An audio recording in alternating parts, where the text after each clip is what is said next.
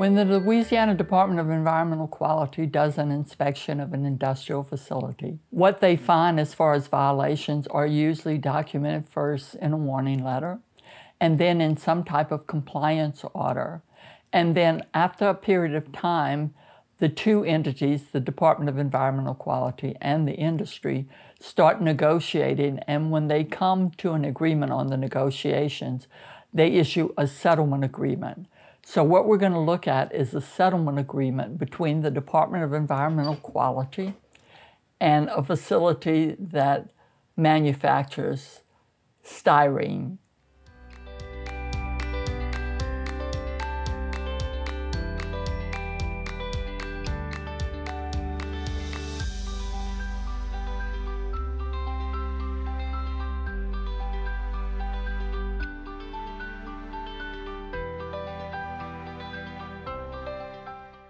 So then we start looking at the situation here, and the settlement is agreed to between the two entities, American Styrenics and the Department of Environmental Quality.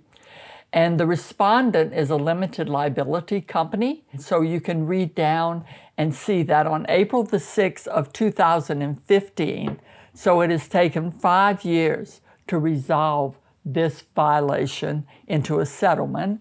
On April the 6th of 2015, the respondent released 49.7 pounds of benzene, or basically 50 pounds of benzene, from a benzene pump's outboard seal. 29.5 pounds were recovered in the secondary containment. So on October the 11th of 15, the respondent released about 155.2 pounds of benzene, and then the respondent released 85 pounds of benzene. And remember, benzene is a known human cancer-causing agent.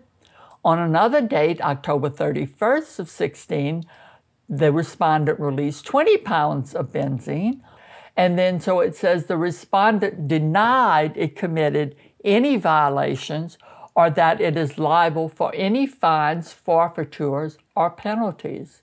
However, even though it denies it, they have agreed, without making any admission of liability under state and federal statutes and regulations, they agree to accept, and DEQ agrees to accept, a payment in the amount of $23,450.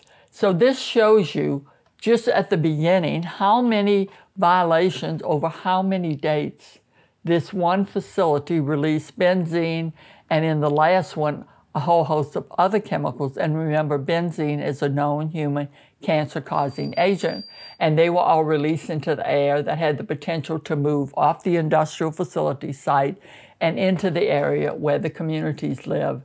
And then the remainder of the document shows much more details about each one, and then it shows the settlement form, and it also shows a requirement that the company has to put a public notice in the newspaper to notify the community that this is occurring. So this is just one example of the type of settlements that result from inspections, warning letters, compliance orders, and then sometimes 5 or 10 years later, they finally do a settlement and the company agrees to pay a certain amount, including DEQ's costs.